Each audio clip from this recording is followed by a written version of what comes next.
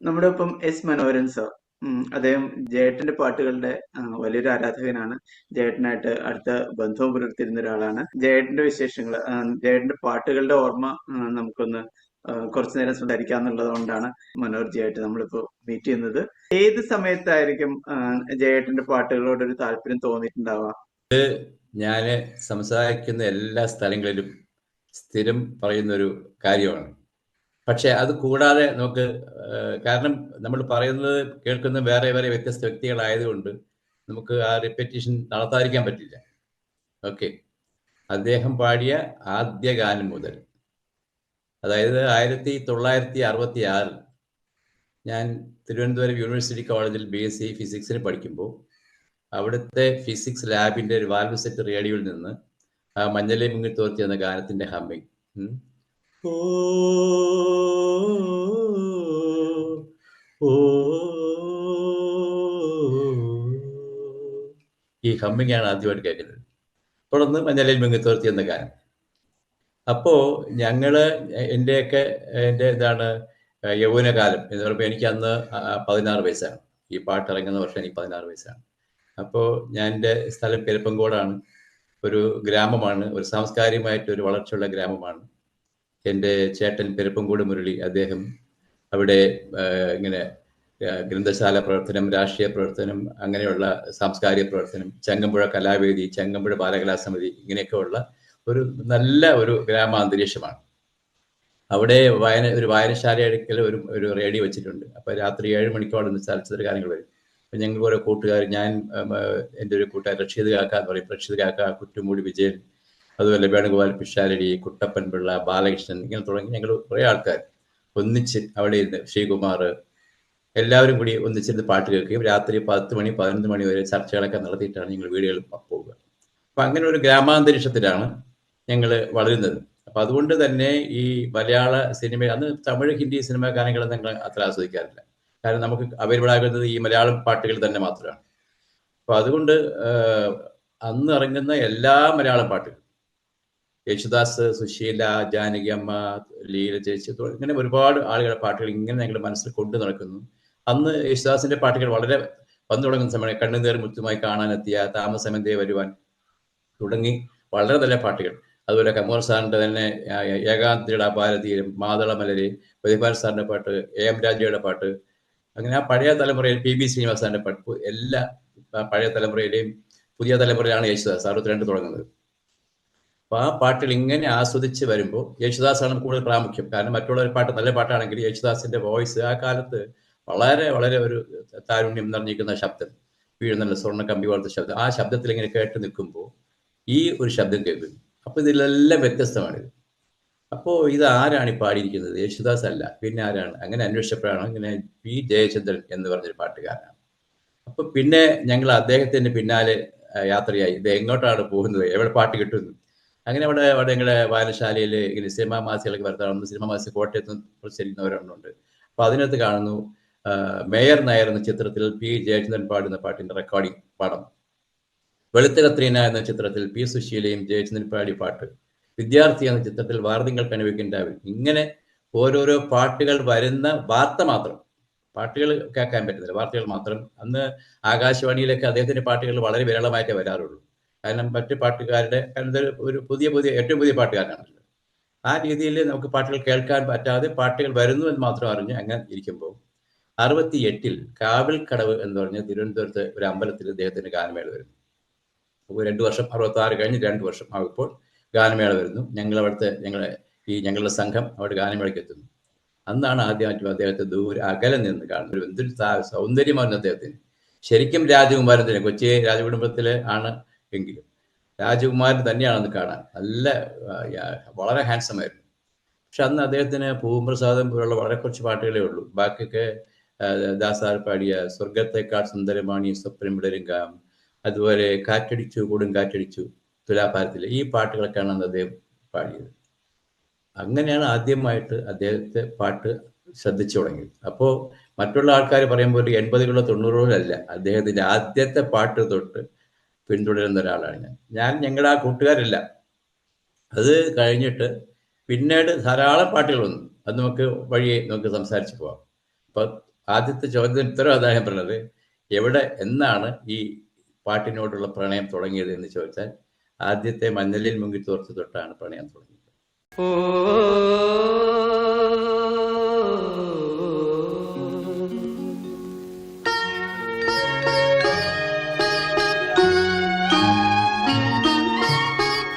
ശബ്ദ സൗകുമാര്യത്തിനെ കുറിച്ച് പറഞ്ഞു. അതേപോലെ തന്നെ ഇദ്ദേഹത്തിന് എല്ലാവരും ഭാവഗായകൻ, അദ്ദേഹം തന്നെ അത് അങ്ങനെ വിളിക്കണ്ട എന്നുള്ള എവിടെ പറഞ്ഞായിട്ട് വായിച്ചിട്ടുണ്ടായിരുന്നു അടുത്ത കാലത്ത്. ആ ഭാവഗായകൻ എന്നുള്ള രീതിയിൽ അദ്ദേഹത്തെ അപ്പോഴേ ശ്രദ്ധിക്കാൻ തുടങ്ങിയിരുന്നോ? അല്ല, അതിന് നമ്മുടെ പ്രശസ്ത സംഗീത സംവിധായകൻ ജോൺസൺ ഒരു കമന്റ് ഒരിക്കൽ പറഞ്ഞിട്ടുണ്ട്. അതുപോലെ ദേവരാജൻ മാസ്റ്ററും ഒരു കമന്റ് പറഞ്ഞിട്ടുണ്ട്. എന്താണെന്ന് വെച്ചാൽ, ജയേട്ടാ, നിങ്ങളെയും ദാസേട്ടൻ്റെയും ആദ്യത്തെ പാട്ടുകൾ വളരെ നിഷ്കളങ്കമായ പാട്ടുകളായിരുന്നു. നിങ്ങൾ ശബ്ദം വളരെ നിഷ്കളങ്കമാണ്, നിങ്ങൾ രണ്ടുപേരുടെയും. ഒരു 3-4 വർഷം കഴിഞ്ഞപ്പോൾ നിങ്ങൾ കുറച്ച് മെച്ചുവർ ആയപ്പോൾ നിങ്ങൾ നിഷ്കളങ്കത പോയി. പാട്ടുകൾ കേൾക്കാൻ നന്നായി, പക്ഷെ നിഷ്കളങ്കത പോയി. എന്ന് പറയുമ്പോൾ ആദ്യകാലത്തെ പാട്ടുകളിൽ കുറച്ച് വളരെ സിസ്റ്റമാറ്റിക് ആയിട്ട് ഉറച്ച ശബ്ദത്തിൽ വളരെ കറക്റ്റായിട്ട് പാടുന്ന രീതിയേക്കാൾ കുറച്ചുകൂടി സ്വാഭാവികമായ പാട്ടാണ് ആദ്യകാലത്ത് രണ്ടുപേരുടെയും പാട്ട്. യേശുദാസിന്റെ ആയാലും ശരി, ജയചന്ദ്രന്റെ ആയാലും രണ്ടുപേരും പാട്ട് വളരെ സ്വാഭാവികമായ ശബ്ദമായിരുന്നു. ജോൺസന്റെ ഭാഷയെ പറഞ്ഞാൽ നിഷ്കളങ്കമായ ശബ്ദമായിരുന്നു. ദേവരാജ മാസ്റ്റർ തമാശയ്ക്ക് പറയുന്നിട, നിങ്ങൾ രണ്ടും വഴവഴാതെ പാടിക്കൊണ്ടിരുന്നത്, ഞാനാ പാടി ശരിയാക്കി എടുത്തത്. അത് വേറൊന്നുമല്ല, ഈ പറയുന്ന നിഷ്കളങ്കമായ ശബ്ദത്തിൽ പാടിക്കൊണ്ട് ദൃഢമാക്കി എടുത്തത് ഞങ്ങളിപ്പോൾ സംഗീത സംവിധാനമാണെന്ന് ജയേന്ദ്രൻ മാഷിനോട് ഇടയ്ക്ക് തമാശയ്ക്ക് പറയും. ഇത് രണ്ടും ഞാൻ സാക്ഷിയാണ്. അപ്പോൾ ആ കാലഘട്ടം കഴിഞ്ഞപ്പോൾ ഒന്ന് പ്രധാനപ്പെട്ട ഒരു കാര്യം, ജയചന്ദ്രൻ മാഷിന് അവിടെ ഇരിങ്ങാലക്കുട നാഷണൽ ഹൈസ്കൂൾ പഠിക്കുമ്പോൾ അദ്ദേഹത്തിന്റെ ഗുരുനാഥൻ രാമനാഥൻ മാഷ് 8ാം ക്ലാസ് മുതൽ അദ്ദേഹം പാട്ട് പാടിക്കുമായിരുന്നു. അദ്ദേഹം മൃദംഗത്തിനാണ് ഈ യുവജനോത്സവത്തിൽ പങ്കെടുത്തെങ്കിലും അദ്ദേഹത്തിന് കൂടുതലും പാട്ടുകൾ പാടിക്കാനും അദ്ദേഹം തന്നെ എഴുതിയ പാട്ടുകൾ ട്യൂൺ ചെയ്ത് അദ്ദേഹത്തിന്റെ കോറസ് കുറച്ച് ആൾക്കാർ പാടിപ്പിക്കുകയും ചെയ്തു. അപ്പൊ അന്നേ തന്നെ പാടുമ്പോൾ അക്ഷരശുദ്ധി, ഉച്ചാരണശുദ്ധി അത് വളരെ പ്രത്യേകം രാമനാഥ മാഷ് ശ്രദ്ധിച്ചിരുന്നു. അപ്പോൾ തുടക്കത്തിൽ തന്നെ പാട്ടിന് ഉച്ചാരണശുദ്ധി വേണം എന്നുള്ളത് വളരെ നിഷ്കർഷയായിരുന്നു. അത് ശീലമായി, അത് അദ്ദേഹത്തിന്റെ സ്വഭാവത്തിൽ അല്ലെങ്കിൽ ആലാപനത്തിൽ അലിഞ്ഞു ചേർന്നു ആ ഒരു രീതി. അത് കഴിഞ്ഞ് ദേവരാജൻ മാസ്റ്ററുമായിട്ടാണ് ആദ്യത്തെ ചിത്രം പുറത്തു വരുന്നത്. ആദ്യത്തെ സംഗീത സംവിധായകൻ പി എച്ച് ചിദംബരനാഥാണ്. കുഞ്ഞാലി മരക്കാറിലെ ഒരു മുല്ല പൂമാലയുമായി എന്ന പാട്ടാണ് ആദ്യം റെക്കോർഡ് ചെയ്തത്. ആ ചിത്രം 67 പുറത്തിറങ്ങിയുള്ളൂ. അത് കഴിഞ്ഞ് ദേവരാജൻ മാസ്റ്ററാണ് പാടിച്ചത്. അപ്പോൾ അദ്ദേഹം പറഞ്ഞു, ഓരോ വാക്കും എങ്ങനെ ഉച്ചരിക്കണം, ഏത് വാക്ക് ഓരോ വാക്ക് ഉച്ചരിക്കുമ്പോൾ എത്രത്തോളം നിങ്ങൾ വാ തുറക്കണം, എത്ര വാ തുറക്കാൻ പാടില്ല, ഇങ്ങനെ ആ ഉച്ചാരണത്തെക്കുറിച്ചുള്ള ശരിക്കും ഒരു ക്ലാസ് ജയേന്ദ്ര മാഷ് പറയുന്നത് രണ്ടുപേർക്കും, ദാസേട്ടനും എനിക്കും അങ്ങനെ ദേവരാജ മാസ്റ്റർ ശിക്ഷണത്തിലാണ് ഞങ്ങൾക്ക് ഇത്രയും നല്ല ഉച്ചാരണ ശുദ്ധി കിട്ടിയെന്ന് പറയും. അപ്പോൾ എൻ്റെ ഒരു ഒബ്സർവേഷൻ എന്ന് പറയുന്നത്, ദാസാറ് കർണാടക സംഗീതം പഠിച്ച ആളായതുകൊണ്ട് സ്വരസ്ഥാനങ്ങളെ കുറിച്ചൊക്കെ വളരെ വളരെ അറിവുള്ള ആളായിട്ട് പാട്ടുകൾ പാടുമ്പോൾ അദ്ദേഹം ആ രാഗത്തിന്റെ അല്ലെങ്കിൽ ആ പാട്ടിന്റെ ഓരോ വരികളിലെ സ്വരസ്ഥാനങ്ങളിൽ കൂടുതൽ ശ്രദ്ധിക്കും. അത് അദ്ദേഹത്തിന്റെ ഒരു ശൈലിയാണ്. പക്ഷെ ഇദ്ദേഹം സ്വരസ്ഥാനങ്ങൾ കറക്റ്റായിട്ടാണ് പാടുന്നെങ്കിലും അദ്ദേഹത്തിന്റെ ഫോക്കസ് മുഴുവൻ അതിന്റെ ഓരോ വാക്കിനെയും എങ്ങനെ താലോലിക്കണം, ആ വാക്കിന്റെ അർത്ഥം മനസ്സിലാക്കി അതിന്റെ ആഴത്തിലേക്ക് ഇറങ്ങിച്ചെന്ന് ആ വാക്കുകൾ എങ്ങനെ താലോലിക്കണം എന്നുള്ള രീതിയിലാണ് അദ്ദേഹം പാടി ശീലിച്ചു തുടങ്ങിയത്. അപ്പൊ അത് ക്രമേണ അങ്ങനെ ആ ശൈലി കേട്ട് കേട്ട് കേട്ട് ആരോ ഒരിക്കൽ ഇതാണ് ഭാവഗായകൻ എന്ന് ഒരു പേര് വരികയാണ് ചെയ്തത്. അല്ലാതെ അറിഞ്ഞുകൊണ്ട് വന്നതല്ല. അദ്ദേഹത്തിന്റെ ഈ രാമനാഥ മാഷിന്റെ ശിക്ഷണത്തിലും ദേവരാജൻ മാഷിന്റെ ശിക്ഷണത്തിലും സർവോപരി അദ്ദേഹത്തിന് ഈ സാഹിത്യത്തിലുള്ള പാട്ടിന്റെ സാഹിത്യത്തിൽ ആഴ്ന്നിറങ്ങി പാടുക എന്നുള്ള അദ്ദേഹത്തിന്റെ ഒരു രീതി, അത് അദ്ദേഹത്തിന് വളരെ ആനന്ദകരമാണ്. ആ പാട്ടിന്റെ വരികളെ കുറിച്ച് താലോലിക്കാനായിട്ട്. മറ്റുള്ള പാട്ടുകാരുടെ പാട്ടുകൾ പാടുമ്പോഴും അതിലെ വരികളെ താലോലിച്ച് പാടുമ്പോൾ ഒറിജിനൽ പാട്ടിനേക്കാൾ ഒരു വ്യത്യസ്തത നമുക്ക് ഫീൽ ചെയ്യും. അപ്പോൾ ദാസാർ പാടി തന്നെ ഒരുപാട് പാട്ടുകൾ അദ്ദേഹം പാടാറുണ്ട് പല വേദികളിലും. പാടുമ്പോൾ ദാസാർ വളരെ മനോഹരമായി പാടി വെച്ചിരിക്കുന്ന പാട്ടുകളുണ്ട്. പക്ഷെ ഇദ്ദേഹം പാടുമ്പോൾ അതിൽ ആ വാക്കുകൾ കൂടി ഒരു പ്രത്യേകത കൊടുക്കുമ്പോൾ ഒരു ഡിഫറെന്റ് കളർ ആ പാട്ടിന്റെ വേറൊരു തലത്തിലേക്ക് പുള്ളി ആ പാട്ടിനെ കൊണ്ടുപോകും. ഉദാഹരണത്തിന് ഈ പ്രാണസഖി, ഒരു ശ്രാന്തമമ്പരം എന്ന് വളരെ ക്ലിഷ്ടമായ പദങ്ങളുള്ള ആ പാട്ട്, വെൺചിന്തലേഖ അപ്സര സ്ത്രീ, കാക്കത്തമ്പുരാട്ടി കറുത്ത മണവാട്ടി, അതുപോലെ ഏകാന്തതയുടെ അപാരതീരം, അത് യേശുദാസ്, അത് കമ്മൂർ സാറ്. പിന്നെ ഇതാണ് നമ്മുടെ അപാരസുന്ദര നീലാകാശം, ആ പാട്ട്. ഇതെല്ലാം അദ്ദേഹം പല വേദികളിലും വിസ്തരിച്ച് പാടും. അതുപോലെ സുഖമെവിടെയെ ദുഃഖമെവിടെയില്, പലകുറി കരയുമ്പോൾ ചിരിക്കാൻ പഠിക്കും, പലകുറി വീഴുമ്പോൾ നടക്കാൻ പഠിക്കും. ആ 2 വരി അദ്ദേഹം എടുത്ത് ഇങ്ങനെ ഇംപ്രവൈസ് ചെയ്ത് പാടും. അപ്പൊ അങ്ങനെ മറ്റ് ഗായകരുടെ എസ്പെഷ്യലി ദാസാറിൻ്റെ ഒക്കെ പാട്ടുകൾ അദ്ദേഹം എടുത്ത് ഈ രീതിയിൽ അർത്ഥതലങ്ങളിലേക്ക് ഇറങ്ങിച്ചെന്ന് പാടും. അതാണ് അദ്ദേഹത്തെ ഭാവഗായകൻ എന്ന് മലയാളികളും മറ്റ് ഈ തമിഴും ഇങ്ങനെയാണ്. തമിഴർക്ക് ടി.എം. സൗന്ദരരാജന് കഴിഞ്ഞാൽ ഏറ്റവും ഇഷ്ടപ്പെട്ട ഗായകൻ ജയചന്ദ്രനാണ്. ഈ പ്രത്യേകിച്ച് തമിഴ് ഉച്ചാരണത്തിൽ. ഇപ്പോൾ ബാക്കി ഇത്രയും പാട്ടുകാരുണ്ടെങ്കിലും ഇത്രയും പെർഫെക്റ്റ് ആയിട്ട് തമിഴ് ഉച്ചാരണം ചെയ്യുന്ന രണ്ട് പേര് ഒന്ന് വിലയിരുത്തിക്കുന്നത് ടി.എം. സൗന്ദരരാജനും ഒന്ന് പി ജയചന്ദ്രനാണ്. കാരണം തമിഴില് ഒരു വൈദേഹി എന്ന് പറഞ്ഞ ഒരു സംഘം, തമിഴിന്റെ സംഘകൃതികളൊക്കെ പഠിപ്പിക്കുന്ന ഒരു സ്ത്രീയുണ്ട്. ഒരു നല്ല തമിഴ് ആഴത്തിൽ അറിവുള്ള ഒരാളാണ്. ഒരു ഹവായിലാണ് താമസിക്കുന്നത്. അവർ ഈ ഇദ്ദേഹത്തിന്റെ പാട്ടുകൾ ഇങ്ങനെ ഫോളോ ചെയ്തിട്ട് ഏതോ നമ്പർ വഴി എന്നെ പരിചയപ്പെടുകയും ഞാൻ ജയേന്ദ്രൻ മാഷിനെ പരിചയപ്പെടുത്തി കൊടുക്കുകയും ചെയ്തു. അപ്പോൾ എന്നും പറയാം, അയ്യാ എന്നെ ഇത് എന്നറിയത്ത് പറയും, ഇത്രയും ടെൻഡറായിട്ട് പാടാൻ, ഇത്രയും പെർഫെക്റ്റ് ആയിട്ട് തമിഴ് പാടുന്ന നിങ്ങൾ മലയാളിയാണോ, നിങ്ങൾ മലയാളി എനിക്ക് വിശ്വസിക്കാൻ പറ്റുന്നില്ല എന്ന് പറയും. അത്ര പെർഫെക്റ്റ് ആണ് അദ്ദേഹത്തിന്റെ തമിഴ് ഉച്ചാരണവും അതിന്റെ തമിഴിന്റെ ഫോക്കിന്റെ സംസാര രീതിയൊക്കെ വരുന്നത്. അപ്പൊ അങ്ങനെ ഒരു ഭാഷയിൽ പാടുമ്പോൾ ഹിന്ദി ആയാലും ശരി, തമിഴായാലും കന്നഡയായാലും തെലുങ്കായാലും ആ ഭാഷയുടെ തനത് ശൈലി മനസ്സിലാക്കി അർത്ഥതലത്തിന് ഒരു പ്രത്യേക മാനം കൊടുത്തുകൊണ്ടാണ് അദ്ദേഹം പാടുന്നത്. അത് തന്നെയാണ് അദ്ദേഹത്തെ ഭാവഗായകൻ എന്ന് വിളിക്കുന്നതിന് കാരണമായിട്ടുള്ളത് എന്നാണ് എന്റെ ഒബ്സർവേഷൻ. രാവിലെ ഞാൻ വി.കെ.പി. സാറായിട്ട് സംസാരിക്കായിരുന്നു. അപ്പോ അദ്ദേഹം ഓർമ്മിച്ച ഒരു കാര്യമുണ്ട്, മഞ്ഞലയിൽ മുങ്ങിത്തോർത്തി. ഇത് അടുത്ത കാലത്ത് ഒരു മമ്മൂക്ക ആയിട്ട് ഒരു സ്റ്റേജ് ഷോയിൽ പറയുന്നുണ്ട്, എനിക്ക് ആ പാട്ടിനേക്കാൾ എനിക്ക് ഓർമ്മയുണ്ടായിരുന്നത് മറ്റൊരു പാട്ടാണ്, താരുണ്യം എന്നുള്ളൊരു പാട്ടാണെന്ന് പറയുന്നത്. ഈ പത്മ തിയേറ്ററിൽ നിന്ന് കളിത്തോഴൻ എന്ന് പറഞ്ഞ സിനിമ കാണുകയാണ്. ആ സിനിമയിലാണ് ഈ പാട്ടുള്ളത്. നസീർ സാറാണ് പാടുന്നത്. പക്ഷേ മഞ്ഞലയിൽ മുങ്ങിത്തോർത്തി കൂടാതെ ആ സിനിമയിൽ ഒരു പാട്ടുണ്ട്, താരുണ്യം തന്നുടെ അല്ലേ. അത് ഭയങ്കര പോപ്പുലർ ആയിരുന്നു. എനിക്ക് ആ കാലത്ത് ആ പാട്ട് ഭയങ്കര ഇഷ്ടമായിരുന്നു.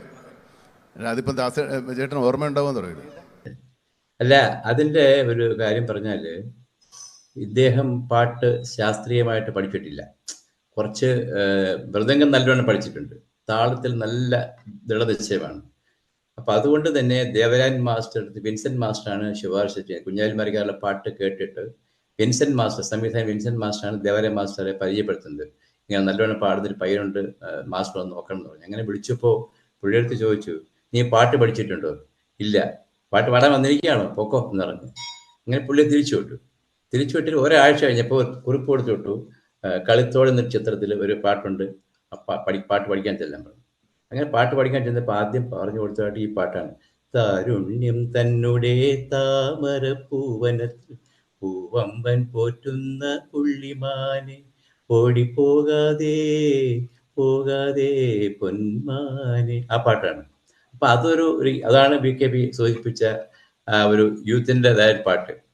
അപ്പോൾ ആ പാട്ട് പാടിയപ്പോൾ അദ്ദേഹം വിചാരിച്ചു ഈ പാട്ട് മാത്രമേ ഉള്ളൂ എന്ന് വിചാരിച്ചു. അത് കഴിഞ്ഞ് ദേവരാജൻ മാഷ് പറഞ്ഞു, നീ ഒരു കാര്യം ചെയ്യും, ഒരു പാട്ട് യേശു പാടാനുണ്ട്, അതൊന്ന് പഠിച്ചോ എന്ന് പറഞ്ഞു. അങ്ങനെയാണ് മഞ്ഞലി മുങ്ങിത്തോർത്തി പഠിപ്പിക്കുന്നത്. പഠിച്ചു കഴിഞ്ഞപ്പോൾ അദ്ദേഹം സ്റ്റുഡിയോയിൽ ഇറങ്ങാൻ തോന്നിയപ്പോൾ, ആ പാട്ട് വേണം, നിനക്ക് ഇവിടെ നിന്നില്ല, ആ പാട്ട് ഒരു 3 പ്രാവശ്യം പാടിയിട്ടുണ്ടോ പറഞ്ഞ് ആ പാട്ട് പാടിച്ചു. എന്നിട്ട് പൊക്കോ എന്ന് പറഞ്ഞു ഇറങ്ങി. ഇപ്പൊ ഇറങ്ങിയപ്പോഴത്തേക്ക് സംവിധായകൻ കൃഷ്ണനാഥ് സാറിന് ചോദിച്ചപ്പോൾ പറഞ്ഞു, അത് നിന്റെ പാട്ട് തന്നെ വെറുതെ പറഞ്ഞാണ് ദേവരാജൻ മാസ്റ്റർ എന്ന് പറഞ്ഞിട്ട്. അങ്ങനെയാണ് ആ 2 പാട്ട് പാടിച്ചത്. അതിലെ ആദ്യം പാടിച്ച പാട്ടാണ് ദേവരാജൻ മാസ്റ്റർ ആദ്യം പാടിച്ച പാട്ടാണ് താരുണ്യത്തിന് വേണ്ടി.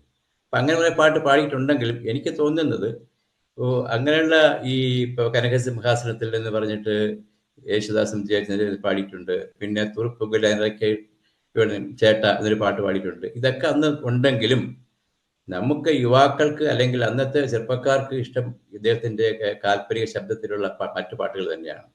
ഈ ഇങ്ങനെയുള്ള പാട്ടുകൾ നമ്മൾ ആസ്വദിക്കും, വെറുതെ ഒരു ഡിഫറൻസ് ഉണ്ട് എന്നുള്ളതല്ലാതെ. അപ്പൊ ആ രീതിയിൽ ഒരു പാട്ട് എനിക്ക് തോന്നുന്നത് അദ്ദേഹത്തിന്റെ ആ ടൈപ്പ് പാട്ട് നമുക്ക് വളരെ ആസ്വദിക്കാൻ പറ്റിയിരിക്കും. 1999 നിറത്തിൽ വന്ന് പ്രായം നമ്പിൽ മോഹൻ നൽകിയാണ്. കാരണം അത് വിദ്യാസാഗർ മാജിക്കാണ് ആ പാട്ടുകൾ.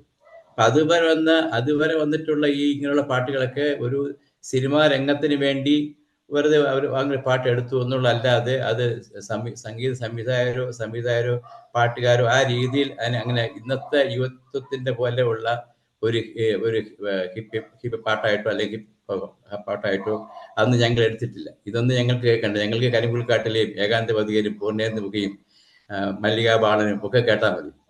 അപ്പൊ അതുകൊണ്ട് ഇത്തരം പാട്ടുകൾ ഒരു സിനിമയുടെ ചില രംഗങ്ങൾക്ക് ആവശ്യമായതുകൊണ്ട് നമ്മൾ കേൾക്കുന്നു, അത് നമ്മൾ ആസ്വദിക്കുന്നു. പക്ഷെ ഞങ്ങൾക്ക് വേണ്ടത് യേശുദാസ് ആയാലും ജയചന്ദ്രയായാലും ജാനകിയായാലും സുശീലമ്മയായാലും ഇതേപോലുള്ള നല്ല നല്ല ഗാനങ്ങളാണ് ഞങ്ങൾക്ക് വേണ്ടത്. അന്നത്തെ ഞാനിപ്പോൾ എൻ്റെ വളരെ എത്രയാണ് ഒരു 58 വർഷം മുമ്പുള്ള കാര്യം ഞാൻ പറയുന്നത്. 16 വയസ്സ് ഉള്ള കാലത്ത് കാത്തി വെച്ചാൽ പറഞ്ഞത് ആ കാലങ്ങളിൽ ഞങ്ങൾക്ക് ഇങ്ങനെയുള്ള വളരെ നല്ല നല്ല പാട്ടുകളായിരുന്നു ഞങ്ങൾ ആസ്വദിച്ചിരുന്നത്. അല്ല, അന്ന് മറ്റൊരു കാര്യം എന്ന് വെച്ചാൽ ഇപ്പൊ ഒരു സ്ത്രീ സൗന്ദര്യ വർണ്ണനകള് ഒക്കെ അങ്ങനെയുള്ള കുറച്ച് പാട്ടുകൾ അദ്ദേഹം പാടിയത് ഒരുപാട് അന്നത്തെ യൂത്തിനെ അല്ല, ആകർഷിച്ചിട്ടുണ്ടാവും. അത് അദ്ദേഹം തന്നെ, അത് അദ്ദേഹം തന്നെ. കാരണം അന്ന് വയലാർ, പി ഭാസ്കരൻ, ONV, ശ്രീകുമാരത്തമ്പി, ഈ മഹാന്മാരായ എഴുത്തുകാരാണുള്ളത്. അപ്പൊ ഈ മഹാന്മാരെ എഴുത്തുകാർക്കെല്ലാം അവരവരുടേതായ ഒരു ശൈലി, ഒരു സ്റ്റാമ്പുണ്ട്. അപ്പോൾ വയലാറിന്റെ പാട്ടുകളിൽ ഇങ്ങനെയുള്ള മാദകമായ വരികളും ബിംബങ്ങളും ഒക്കെ നമുക്ക് കേൾക്കാം. ഭാസ്കരൻ മാഷിന്റെ ആണെങ്കിൽ ശാരീരമായിട്ടുള്ള ബിംബങ്ങൾ കാണും. പിന്നെ ONV സാറിൻ്റെത് കുറച്ചുകൂടെ കാവ്യ തലത്തിലുള്ള ആ തലത്തിൽ നീങ്ങിപ്പോകുന്ന ഒരു ശൈലിയാണ്. ശ്രീകുമാരൻ തമ്പി സാർ ഏകദേശം എല്ലാവരെയും കൈയടക്കുന്ന തരത്തിലുള്ള ഒരു പ്രത്യേക ശൈലിയാണ്. അപ്പൊ അവിടെയെല്ലാം ഈ സന്ദർഭങ്ങളിൽ നമുക്ക് സ്ത്രീ വർണ്ണന ആവശ്യമായിട്ട് വരും. അന്നത്തെ ഇപ്പൊ ചക്രവർത്തിനി എന്നായാലും ശരി, സ്വർഗപുത്രി ആയാലും ശരി, ഹൃദയ സരസിലെ പ്രണയപുഷ്പമായാലും ശരി, പിന്നെ മാനത്ത് കണ്ണികൾ മയങ്ങും കൈകൾ മനോഹരി അങ്ങനെയുള്ള പാട്ടായാലും ശരി, അന്ന് ഇത് ആവശ്യമാണ്. അന്ന് സാഹിത്യത്തിൽ അത്തരം ബിംബങ്ങളും കൽപ്പനകളും വളരെ വളരെ മുന്നിട്ട് നിൽക്കുന്ന ഒരു കാലഘട്ടമാണ്. അത് നമുക്കൊരു കുറവായിട്ടല്ല തോന്നിയിട്ടുള്ളത്, അതാണ് നമ്മുടെ സ്വത്ത് അന്നത്തെ. ഓക്കെ. അപ്പൊ ഇന്ന് റൊമാൻറ്റിക്കായ പാട്ടുകൾ വരുമ്പോൾ എന്തായാലും ഇപ്പം മല്ലികപ്പൂവിൻ മധുരഗന്ധം, ആ പാട്ട്, നിൻ മന്ദസ്മയത്ത് പോലും ഒരു വസന്തം, അങ്ങനെ സന്ധിക്കെന്തിന് സിന്ദൂരം, ചന്ദ്രികത്തിന് വഴി. അപ്പൊ എങ്ങനെ പറയാം, ഏത് പാട്ടെടുത്താലും നമുക്ക് ഇതുപോലുള്ള കൽപ്പനകൾ ഏത് കവിയിൽ നിന്നാലും കിട്ടും. ONV സാറിന്റെ മാണിക്യ വീണ എടുത്താൽ മാണിക്യ വീണയുമായി മനസ്സിന്റെ താമരപ്പൂവിൽ ഉണർന്നവളെ, ഭാസ്കരൻ മാഷിനെ എടുത്താൽ ആരുടെ എടുത്താലും ഭാസ്കരൻ മാഷിന്റെ കണ്ണടച്ചാലും കണ്ണു തുറന്നാലും നിന്നത്തന്നെ കിനാവുകയാണെന്നൊരു പാട്ടുണ്ട്. അതായത് ഒരു മനുഷ്യന് രണ്ടവസ്ഥയേ ഉള്ളൂ, ഒന്നിൽ കാണുക അല്ലെങ്കിൽ കാണാതിരിക്കുക. ഈ രണ്ടവസ്ഥയിലും കണ്ണടച്ചാലും കണ്ണു തുറന്നാലും നിന്നെ തന്നെ കിനാവു കാണും, നിന്നെ നിന്നെ നിന്നെ മാത്രം കണ്ണടച്ചാലും. അപ്പൊ അതാ ഭാസ്കരൻ മാഷ് പറഞ്ഞ അതാണ്, കണ്ണടച്ചാലും കണ്ണു തുറന്നാലും നിന്നെ തന്നെ കിനാവു കാണും. അത് രാഘവ മാഷാണ് ട്യൂൺ ചെയ്യുന്നത്, ജയേന്ദ്രൻ മാഷാണ് പാടിയിരിക്കുന്നത്. അതിനപ്പുറം ആ പാട്ടിന് വേറൊന്നും വേണ്ടല്ലോ. അപ്പൊ അതുകൊണ്ട് ഈ പറയുന്ന ഒരു ഭാഗം മിക്കവാറും എല്ലാ കവികളും അവരുടെ ശൈലിയിൽ നിന്നുകൊണ്ട് ഒരു ചിത്രീകരിച്ചിട്ടുണ്ട്. അത് ഇവരൊക്കെ വളരെ മനോഹരം പാടിയിട്ടുണ്ട്. പ്രത്യേകിച്ച് ജയേന്ദ്ര മാഷ് അത്തരം പാട്ടുകൾക്ക് അത് കിട്ടിയ പാട്ടുകളെല്ലാം നമ്മളെ മനസ്സിൽ എന്ന് ഓർമ്മിക്കത്ത രീതിയിൽ നമുക്ക് നൽകിയിട്ടുണ്ട്. സിനിമയുടെ കാൽപ്പാടുകൾ എന്ന് പറഞ്ഞിട്ട് ശോഭന പരമേശ്വരൻ പരമണ്ണനെ കുറിച്ച് ഒരു ഡോക്യുമെന്റ് ഉണ്ടായിരുന്നു MR രാജൻ. അതില് ചെറിയൊരു ഭാഗം ജയേട്ടൻ പാടുന്നുണ്ട് പരമണ്ണന്റെ ഒപ്പം, നഗരം നഗരം എന്നുള്ളത്. അതിലേക്ക് വരാം. അതിനു മുമ്പ് വ്യക്തിബന്ധം എപ്പോഴാ തുടങ്ങണേ ജയേട്ടനായിട്ട്? വ്യക്തിബന്ധം തുടങ്ങുമ്പോ ആക്ച്വലി 66 മുതൽ ഞാൻ അദ്ദേഹത്തെ പിന്തുടർന്നു. ഒരു 150 200ഓളം ഗാനമേളകൾ കേട്ടിട്ടുണ്ട്. അപ്പൊ അങ്ങനെ എല്ലാ ഗാനമേളകൾക്കും മുൻവശത്ത് പോയിരുന്ന് കേൾക്കും. പക്ഷെ ഈ സ്റ്റേജിന്റെ പിന്നണിയിൽ പോയി ആ കലാകാരനെ പരിചയപ്പെടണമെന്ന് എനിക്ക് ഒരിക്കലും തോന്നിയിട്ടില്ല. കാരണം നമുക്ക് അപ്രാപ്യമായ ഒരാളാണ്. അപ്പം നമ്മൾ പോയി നിൽക്കുമ്പോഴത്തേക്ക് വെറും ഒരു അദ്ദേഹത്തിന്റെ മുന്നിൽ നിൽക്കാനുള്ളൊരു യോഗ്യത ഇല്ലാതെ നിൽക്കുമ്പോൾ അങ്ങനെ ഒരു സ്വയം ചെറുതാകുന്നതിന് താല്പര്യം ഉണ്ടായിട്ടില്ല. അപ്പം അദ്ദേഹത്തിന് ചെറുതാവുന്നുള്ളതല്ല പറയുന്നത്, നമ്മളെ ഒരു ഓരോരുത്തർക്കും ഓരോരോ സ്വഭാവ രീതിയാണല്ലോ. ഇങ്ങനെ വളരെ പോപ്പുലർ ആൾക്കാരെ ചെന്ന് അങ്ങോട്ട് പരിചയപ്പെടാനും അങ്ങോട്ട് ഞാൻ സാറിൻ്റെ ഒരു ആരാധന എന്ന് പറയാനൊക്കെ വളരെ ഒരു ബിംബിഷ്ടമുള്ള ആളാണ് ഞാൻ. അപ്പം അതുകൊണ്ട് തന്നെ പോയിട്ടില്ല. അത് കഴിഞ്ഞിട്ട് ഒരു 94ലാണ് പരിചയപ്പെടുന്നത്. അതായത് അദ്ദേഹത്തിനെ വളരെയധികം ആരാധിക്കുന്ന, അദ്ദേഹത്തിന് ഏറ്റവും അടുത്ത ആരാധകൻ എന്ന് പറയാവുന്ന ഒരു പ്രദീപ് ഉണ്ട് തിരുവനന്തപുരത്ത്. അദ്ദേഹം ഈ എൻട്രൻസിൻ്റെ ഒക്കെ ഫിസിക്സിനെ പഠിപ്പിക്കുന്ന ആളാണ്. അദ്ദേഹം 86 മുതൽ അദ്ദേഹത്തിന് ഇൻലൈൻ ലെറ്റർ അയക്കും ചെന്നൈയിൽ ജയേന്ദ്ര മാഷിന്. അദ്ദേഹം മറുപടി അയക്കും. ഇപ്പോൾ 92 നെയ്യാറ്റിങ്കര അമ്പലത്തിൽ അദ്ദേഹം ഗാനമേളയ്ക്ക് വരുമ്പോൾ പ്രദീപിൻ്റെ ലെറ്റർ അയച്ചു, ഞാനിങ്ങനെ നെയ്യാറ്റിങ്കര വരുന്നുണ്ട്, അവിടെ ഒരു പരിചയപ്പെടാമെന്ന് പറഞ്ഞ് പ്രദീപ് 92 അദ്ദേഹത്തെ പരിചയപ്പെട്ടു. അങ്ങനെ പരിചയപ്പെട്ട് കഴിഞ്ഞപ്പോഴത്തേക്ക് പിന്നെ അദ്ദേഹം തിരുവനന്തപുരത്ത് വരുമ്പോൾ പ്രദീപിൻ്റെ കൂടെ താമസമായി, വീട്ടിൽ വരും, അവിടെയാണ് താമസിക്കുക. അങ്ങനെ ഇരിക്കുമ്പോൾ 94 വെള്ളി നക്ഷത്രത്തിലെ ഒരു ഇൻ്റർവ്യൂ വന്നു. ആ ഇൻ്റർവ്യൂവിൽ അദ്ദേഹത്തിനോട് ലേഖകൻ ചോദിച്ചു, ആരാധകരെ കുറിച്ച് താങ്കളുടെ അഭിപ്രായം എന്താണെന്ന് ചോദിച്ചു. എനിക്ക് ആരാധകരില്ല, അവരെൻ്റെ ബന്ധുക്കളാണ്, ഈ പ്രദീപിനെ തന്നെ നോക്കൂ എന്ന് പറഞ്ഞു. അപ്പോൾ എനിക്കൊരു കീ പോയിന്റ് കിട്ടി. തിരുവനന്തപുരത്ത് ഒരു പ്രദീപുണ്ട്, ആദ്യം ഒരടുപ്പമുള്ള. അപ്പം പ്രദീപിനെ പരിചയപ്പെട്ടാൽ അദ്ദേഹത്തെ പരിചയപ്പെടാം. അങ്ങനെ അന്വേഷിച്ചപ്പോൾ എൻ്റെ സുഹൃത്ത് ദിലീപുണ്ട്. ദിലീപിൻ്റെ അമ്മയും പ്രദീപിൻ്റെ അമ്മയും ഒന്നിച്ച് വർക്ക് ചെയ്യുന്ന അധ്യാപകരാണ്. അപ്പം അമ്മമാർ മുഖാന്തരം പ്രദീപിനെ പരിചയപ്പെട്ടു. പ്രദീപിനെ പരിചയപ്പെട്ടിട്ട് 95 തരങ്കിണിയിൽ എം ജയചന്ദ്രൻ്റെ ആദ്യത്തെ പ്രശസ്തമായ ഗാനം സ്മൃതിതൻ ചിറകിലേറി തരങ്കിണി സ്റ്റുഡിയോയിൽ വെച്ച് റെക്കോർഡിംഗ് ആയിരുന്നു. അവിടെ ആ റെക്കോർഡിംഗ് വന്നപ്പോഴാണ് ആദ്യമായിട്ട് കണ്ടുമുട്ടത്. അപ്പോൾ പ്രദീപ് എന്നെ പരിചയപ്പെടുത്തി, മാഷേ ഇത് ചേട്ടാ, ഇത് മനോഹര മാഷ്, ചേട്ടൻ്റെ വലിയൊരു ആരാധകനാണ്. ഓ അങ്ങനെയാണോ? ആ ശരി, ഓക്കെ, തീർന്നു. അത് കഴിഞ്ഞ് അത്രേ ഉള്ളൂ. ആദ്യം പരിചയം അത്രേ ഉള്ളൂ. അങ്ങനെയാണ് ആദ്യമായിട്ട് കണ്ടുമുട്ടുന്നത്. പിന്നെ 2-3 പ്രാവശ്യമൊക്കെ വരുമ്പോൾ അദ്ദേഹത്തിൻ്റെ വീട്ടിൽ പോയി, പ്രദീപിൻ്റെ വീട്ടിൽ പോയിരിക്കും. ഞാൻ അദ്ദേഹത്തെ നോക്കിയിരിക്കും, പ്രദീപും അദ്ദേഹം തമ്മിൽ സംസാരിക്കും. അത് കഴിഞ്ഞ പ്രാവശ്യം അദ്ദേഹത്തിൻ്റെ ഒരു ഗാനമേളയ്ക്ക് കൂട്ടുപോകാനായിട്ട് എന്നെ വിട്ടു പ്രദീപ്. ആ കൂട്ടുപോകാൻ വിട്ടപ്പോൾ ഞങ്ങൾ മലയാള സിനിമയിലെ പാട്ടിനെ കുറിച്ച് ധാരാളം സംസാരിച്ചു. അപ്പോൾ തിരിച്ചു വന്നപ്പോൾ പുള്ളി പറഞ്ഞു, അയ്യോ, ഒരു മലയാള സിനിമയിലെ പാട്ട് ഒരുപാട് അറിയാവുന്ന ഒരാളാണ്, ഞാൻ വല്ലാതെ തെറ്റിദ്ധരിച്ചു എന്ന് പറഞ്ഞ് എന്നെ അദ്ദേഹത്തിൻ്റെ ലിസ്റ്റിൽ ഉൾപ്പെടുത്തി. അത് കഴിഞ്ഞ് അടുത്ത വന്നപ്പോഴത്തേക്ക് ഞാൻ എൻ്റെ വീട്ടിൽ കൊണ്ടുപോകട്ടെ എന്ന് പ്രദീപിൻ്റെ ചോദിച്ചു. അങ്ങനെ എൻ്റെ വീട്ടിൽ വന്ന് ഒരു 6 ദിവസം താമസിച്ചു. ഞങ്ങളന്ന് രാത്രി 3 മണി വരെ പാടിയും പറഞ്ഞു ഇരുന്നു. അപ്പോൾ പുള്ളി പറഞ്ഞു, നമ്മളിവിടെ എന്തോ ഒരു മുജ്ജന്മ ബന്ധമുണ്ട്, നമ്മൾ പരിചയപ്പെടാൻ വൈകിപ്പോയി എന്ന് പറഞ്ഞു. അവിടെ തൊട്ടാണ് ഞങ്ങളുടെ ഇത്രയും അടുത്ത ബന്ധമായത്. പിന്നെ ഒരുപാട് സംഭവങ്ങൾ ഉണ്ടായിട്ടുണ്ട്. അദ്ദേഹത്തിന് 2003 വോയിസ് പോയി. 2003 ഇന്ത്യ വിഷൻ്റെ ഇനാഗുറേഷന് വന്നപ്പോൾ വോയിസ് അടച്ചു പോയിട്ട് അന്ന് പങ്കെടുക്കാൻ പറ്റിയില്ല. തിരിച്ച് ചെന്നൈയിൽ പോയിട്ട് ഒരു മനസ്സിൽ സ്വസ്ഥയില്ല. അപ്പം അങ്ങനെ ഞാനിപ്പോൾ അദ്ദേഹത്തിൻ്റെ കുടുംബത്തിൽ വിളിച്ചു പറഞ്ഞു, നിങ്ങൾ ഇങ്ങനെ തിരുവനന്തപുരത്ത് അയച്ചാൽ മതി, ഞാൻ നോക്കിക്കൊള്ളാം എന്ന് പറഞ്ഞ് ഇവിടെ വന്നു. എൻ്റെ വീട്ടിൽ 1 മാസം പുള്ളി വോയിസ് റെസ്റ്റ് എടുത്തു. വോയിസ് റെസ്റ്റ് എടുത്തിട്ട് പോയി പാടിയ പാട്ടാണ് ആലിലത്താലി എന്നുള്ള പാട്ട്. 1 മാസം എൻ്റെ കൂടെ ഉണ്ടായിരുന്നു. ഒരു വാക്ക് പോലും സംസാരിച്ചില്ല. എല്ലാം എഴുതി കാണിക്കും. വെള്ളം വേണം, ചായ വേണം എന്നൊക്കെ എഴുതി കാണിക്കും. ഒറ്റ വാക്ക് സംസാരിച്ചില്ല. അപ്പോൾ ENT ഡോക്ടർ പറഞ്ഞു, ഒരു ഇൻഫെക്ഷനാണ്, വേറെ മരുന്ന് വേണ്ട, ചെറിയൊരു മരുന്ന് മതി, പക്ഷേ വോയിസ് റെസ്റ്റ് എടുക്കണം. അപ്പോൾ അദ്ദേഹത്തിന് അവിടെ പോയി ഇരുന്ന് ചെയ്യാൻ പറ്റില്ല. അതുകൊണ്ട് എൻ്റെ കൂടെ നിന്ന് ഞാൻ പാട്ടൊക്കെ വെച്ച് കൊടുക്കുകയും കാര്യം ഞാൻ പറഞ്ഞുകൊണ്ടിരിക്കും, അദ്ദേഹം കേട്ടുകൊണ്ടിരിക്കും, അത്രയേ ഉള്ളൂ. അങ്ങനെ 1 മാസം എൻ്റെ കൂടെ ഉണ്ടായിരുന്നു 2003. അപ്പോൾ ആ സമയത്തൊക്കെ സംവിധാനം രഞ്ജിത്തും നമ്മുടെ മ്യൂസിക് ഡയറക്ടർ രവീന്ദ്ര മാസ്റ്റർ വിളിക്കുമായിരുന്നു, ജയൻ എങ്ങനെയുണ്ട് ഒരു പാട്ട് പാടാനുണ്ട് എന്ന് പറയും. ഞാൻ പറഞ്ഞില്ല സാർ, 1 മാസം കഴിയുമ്പോൾ കൃത്യമായിട്ട് ആൾ ശരിയാവും പോരും എന്ന് പറഞ്ഞു. അതുപോലെ ഇവിടെ നിന്ന് അത് 1 മാസം റെസ്റ്റ് കഴിഞ്ഞിട്ട് ചെന്നൈ പോയി പാടിയ പാട്ടാണ് ആലിലത്താലി, ഫിൻലൻഡിലും ചിത്രത്തിൽ. ഈ ഒരു ബ്രേക്ക് കഴിഞ്ഞിട്ട് പിന്നെ ഈ ആലിലത്താലിയും അതിലാണ് ഇതിലേന്നുള്ളത് വരുന്നത്. ആ ഇതിലേന്ന് അപ്പൊ VKP സാർ ചോദിക്കാറ്, ഇതുപോലെ ആരെങ്കിലും പാടി കേട്ടിട്ടുണ്ടോ? വരും നീ അല്ലെ തിങ്കളേ ഇതിലേ ആവണിപ്പൊയ്കയിൽ നാണമോരും അതല്ലേ ആമ്പലോ. ഓക്കെ, അതിന് മനസ്സിലായി. അത് ശരത്ത് വയലാറില്ലേ, വയലാർ ശരത്തിന്റെ പാട്ടാണ്. ശരത്താണ് എഴുതിയിരിക്കുന്നത്, സംഗീതം രവീന്ദ്ര മാസ്റ്റർ. തിങ്കളേ ഇതിലേ അതൊക്കെ ഒരു വലിയ അനുഭവമാണ്. പിന്നെ 2000-2003 കാലങ്ങളിൽ ദേവരാജ് മാസ്റ്റർ നിറമങ്കര താമസിച്ചിരുന്നു, കരമന, തിരുവനന്തപുരത്ത്. അപ്പോൾ ആ സമയത്ത് മാഷ് ഒരു പ്രോഗ്രാം വരുമ്പോൾ ഞാനും മാഷും കൂടി ദേവരാജ മാഷ വീട്ടിൽ പോകും. അപ്പം ഞങ്ങൾ രണ്ടും കൂടെ അവിടെ ഇരുന്ന മാഷുമായിട്ട് മണിക്കൂറുകളോളം വർത്താനം. ഒരു വലിയ അനുഭവമായിരുന്നു. കാരണം ദേവരാജ മാസ്റ്റർ പോലെ ഒരാളുമായിട്ട് നമുക്ക് ഇത്രയും മണിക്കൂറുകൾ ഒന്നിച്ചിരിക്കാന്ന് പറഞ്ഞില്ല. അദ്ദേഹത്തിന് വലിയ സ്നേഹമായിരുന്നു. മാഷിനടുത്ത് പറഞ്ഞില്ല, അതുപോലെ തന്നെ അദ്ദേഹത്തിന് കൂടെ പോകുന്ന എന്നോടും വലിയ സ്നേഹമായിരുന്നു. അങ്ങനെയൊക്കെ ഒരുപാട് ഇങ്ങനെ പറഞ്ഞാൽ അദ്ദേഹത്തിലുള്ള ഒരുപാട് സന്ദർഭങ്ങളുണ്ട്. അതാണ് ഞങ്ങൾ നമ്മുടെ അടുത്തതിൻ്റെ പ്രധാനപ്പെട്ട കാര്യം, അതിനുശേഷമുള്ള കാര്യങ്ങൾ. പിന്നെ ഏറ്റവും ഒടുവിൽ എന്ന് പറഞ്ഞാൽ മിക്കവാറും ഒരു 5 പ്രാവശ്യം 4 പ്രാവശ്യം 5 പ്രാവശ്യം ഒരു ദിവസം വിളിക്കും. എല്ലാ ദിവസവും രാവിലെ വിളിക്കും, ഉച്ചയ്ക്ക് വിളിക്കും, 4 മണിക്ക് വിളിക്കും, അങ്ങനെ ഇടയ്ക്കിടയ്ക്ക് വിളിക്കും. പുറത്ത് ചേർന്നെങ്കില്ല ചോദ്യം അവിടെ മഴയുണ്ടാന്ന് ചോദിക്കും. ഇവിടെ ചുട്ടിലിരിക്കാൻ പോയി, അവിടെ മഴയുണ്ട എന്ന് ചോദിക്കും. അതാണ് ആദ്യത്തെ ചോദ്യം.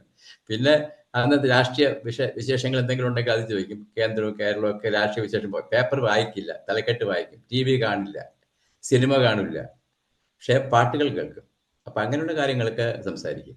അപ്പം അത് ഭയങ്കര ബന്ധമായിരുന്നു. അങ്ങനെ ഓരോ സെക്കൻഡിൽ അദ്ദേഹം നമ്മുടെ മനസ്സിലിങ്ങനെ നിറഞ്ഞു നിൽക്കുകയാണ് എപ്പോഴും. പിന്നെ രാത്രി ഒരു 9:30 മണിക്ക് വിളിച്ചാൽ 11 മണി വരെ ഞാൻ ലാപ്ടോപ്പിൽ ഇങ്ങനെ പാട്ട് കേൾപ്പിക്കും. അദ്ദേഹം പാടിയ കന്നഡ, തെലുങ്ക്, തമിഴൊക്കെ കേൾപ്പിക്കും, മറ്റുള്ള പാട്ട് കേൾപ്പിക്കും. എന്നിട്ട് എൻ്റെ ഫോൺ ആ സ്പീക്കറിൻ്റെ അടുത്ത് വയ്ക്കും, അതോടെ കേൾക്കും. അങ്ങനെ ഒരു ഈ ഡിസംബർ 9 വീഴുന്നത് വരെ ഒരു വീഴ്ച വീണിടയ്ക്ക് കുളിമുറിയിൽ, ആ വീഴുന്നതിൻ്റെ തലേ ദിവസം വരെ ഈ ഒരു രീതി കുറേ വർഷങ്ങളായിട്ട് ഇങ്ങനെ പാട്ടുകൾ കേൾപ്പിക്കുകയും കേൾക്കുകയും. ഞാൻ പിന്നെ ഒരു 4 പാട്ടുകൾ ആൾക്ക് 1000-400 പേർക്ക് ഷെയർ ചെയ്യുന്നു. രാവിലെ ഒരു 5:30 മണിയാകുമ്പോൾ മാഷിൻ്റെ 2-3 പാട്ട്, അല്ലാത്തൊരു പാട്ട് അങ്ങനെ അയക്കും. അപ്പം മാഷിനെ കേൾപ്പിക്കും, മാഷെ ഈ പാട്ടാണ് നാളെ കൊടുക്കാൻ പോകുന്നത്, അത് കൊടുത്തു, ഇതിലൂടെ കൊടുത്തു. ആ രീതിയിൽ ആയിരുന്നു ഞങ്ങളുടെ ഒരു ബന്ധം. ഇപ്പൊ രാവിലെ വി കെ പി സാറായിട്ട് സംസാരിക്കുമ്പോഴും ഈ ആരും എന്നുള്ള പാട്ടിനെ കുറിച്ചാണ്. ബന്ധനത്തില്ല.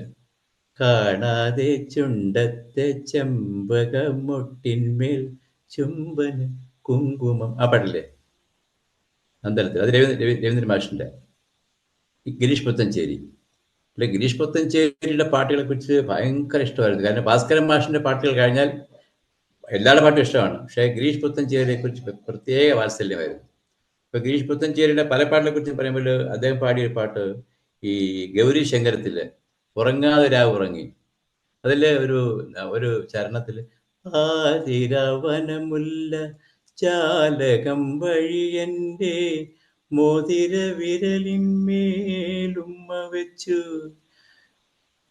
അഴിഞ്ഞു കിടന്നൊരു ഉടവയെന്നോർത്തു ഞാൻ അല്ലി നിലാവിനെ മടിയിൽ വെച്ചു ഞാൻ അടിമുടി എന്നെ മറന്നു ഉറങ്ങാ. ഈ പാട്ട് അതല്ലേ പറയും, പാതിരാ വനമുല്ല ജാലകം വഴി എൻ്റെ മോതിര വിരലിന്മേൽ ഉമ്മ വെച്ചു. എന്താ എഴുത്ത് മനോഹര, എന്താ ഈ ഗിരീഷ് എഴുതി വെക്കണേ. അപ്പൊ ആ വരികളെ കുറിച്ച് എപ്പോഴും ഈ ഗിരീഷ് പുത്തഞ്ചേരിയുടെ ആദ്യമായിട്ട് ഇലക്ട്രോണിക് മീഡിയയിൽ റെക്കോർഡ് ചെയ്യപ്പെടുന്നത് 85 ഗാന പൗർണമി എന്നൊരു കാസറ്റാണ്. അതിലാണ് ആദ്യമായിട്ട് ഗിരീഷിന്റെ പാട്ട്. അത് മാഷും നമ്മുടെ KS ചിത്രയാണ് പാടിക്കുന്നത്, രഘുകുമാറാണ് സംഗീതം. അതിൽ ഭാരതപ്പുഴയുടെ തീരം എന്നൊരു പാട്ടുണ്ട്, നല്ല പാട്ടാണ്. അതിൽ 10 പാട്ടോ മറ്റുമുണ്ട്. അതിൽ 2-3 പാട്ട് ഡ്യൂറ്റും, ബാക്കി 3-4 പാട്ട് ഡ്യൂറ്റും, ബാക്കിയെല്ലാം അദ്ദേഹത്തിന് സോളോയാണ്. ഭാരതപ്പുഴയുടെ തീരം കവി ഭാവന കതിരിട്ട തീരം എന്ന് പറഞ്ഞിട്ട് നല്ല പാട്ടാണ്. അതാണ് ഗിരീഷ് പുത്തഞ്ചേരി ആദ്യമായിട്ട് കുട്ടികളുടെ പാട്ട് ആദ്യമായിട്ട് ആലേഖനം ചെയ്യപ്പെട്ടത് 85 ഗാന പൗർണമി എന്നാണ് ആൽബത്തിന്റെ പേര്. രഘുകുമാറിന്റെ സംഗീതം, KS ചിത്രയും P ജയചന്ദ്രനും പാടിയത്. അതുപോലെ ഓരോ പാട്ട് എഴുത്താൽ ഭാസ്കരൻ മാഷെ കുറിച്ച് പറഞ്ഞാൽ വാക്കുകളില്ല. എന്നും എന്തെങ്കിലും നമ്മൾ സംസാരിക്കും. ഒരു ദിവസം എൻ്റെ പറയണ്ട മനോഹര, ആ മനുഷ്യബന്ധങ്ങളോ എന്തൊരു പടത്തിൽ പാട്ടുണ്ടല്ലോ, അതൊന്ന് എൻ്റെ അടുത്തൊന്ന് കേൾപ്പിക്കുന്നത്. അപ്പൊ അതില് 2 വരി, അരമുറി കരിക്കൊത്ത ഹൃദയം അലയാഴിയേക്കാൾ അതിനാഴം. എന്താ ഈ മനുഷ്യൻ ഞാൻ പറയാ, പിള്ളേരെയാണ്. അരമുറി കരിക്കൊത്ത ഹൃദയം അലയാഴിയേക്കാൾ അതിനാഴം.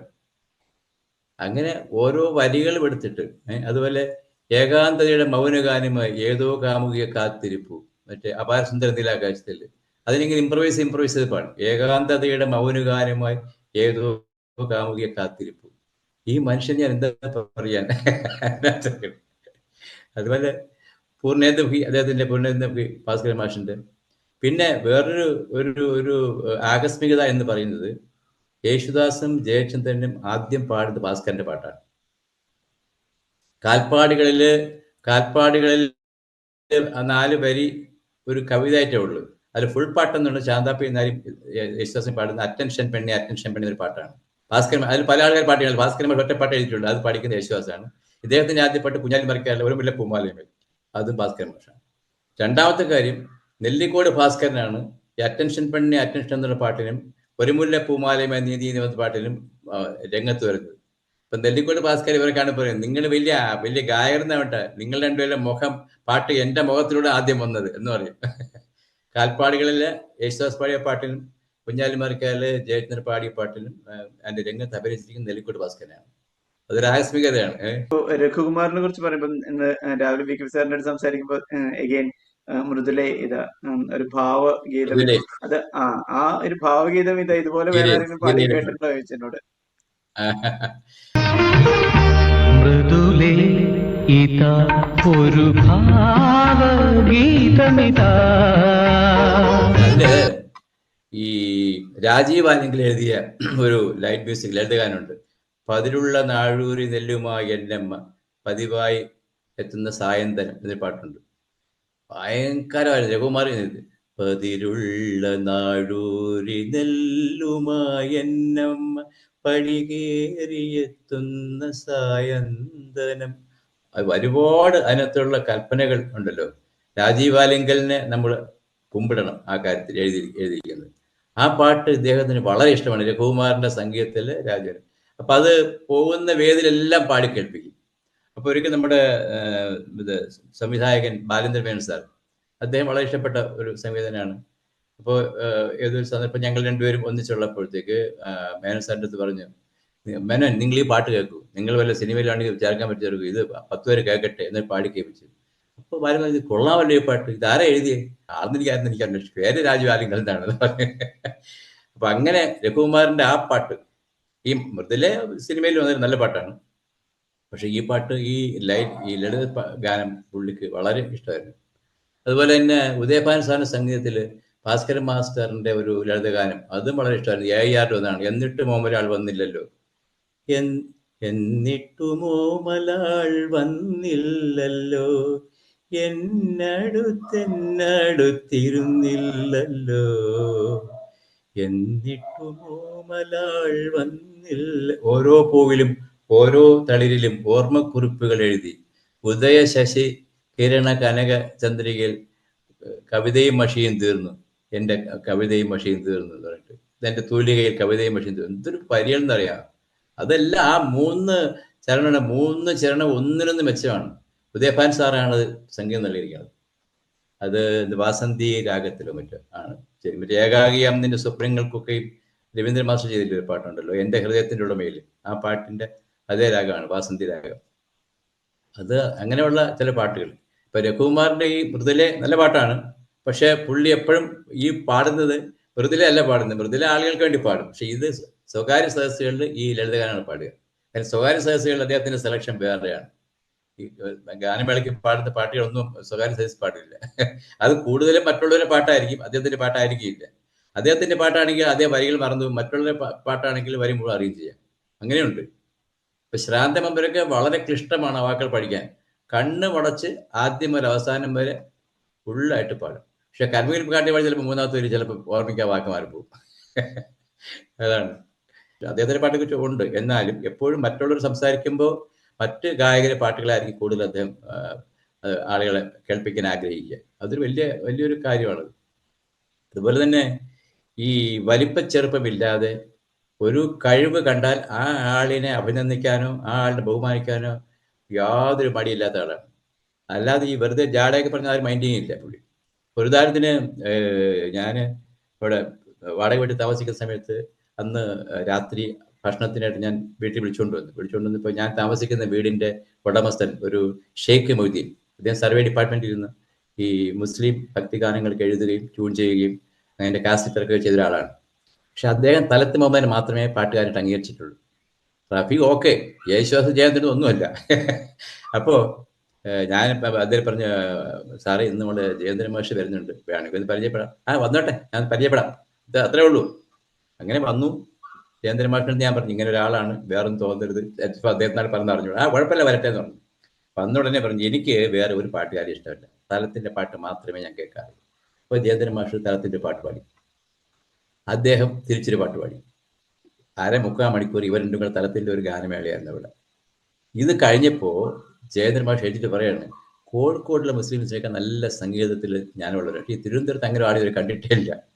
നിങ്ങൾ ഇത്രയൊരു മഹാനായ കലാകാരനാണ്, നിങ്ങളെന്നെ അനുഗ്രഹിക്കണമെന്ന് പുള്ളിയുടെ കാര്യത്തിലുള്ളത്. അപ്പോൾ അങ്ങനെ പിടിച്ചു, അയ്യോ ഒരിക്കലും അങ്ങ് ചെയ്ത്, അങ്ങനെ വലിയ കലാകാരനാണ്, അങ്ങ് എൻ്റെ കാലത്തെടുത്ത് തുടരുന്നത്. ഞാൻ പറഞ്ഞു അവിടെ വീഡിയോ ഇല്ല, അവിടെ മീഡിയ ആരും ഇല്ല, റിപ്പോർട്ടേഴ്സ് ആരും ഇല്ല, അവരെ കാണിക്കാനല്ലേ ഇത്.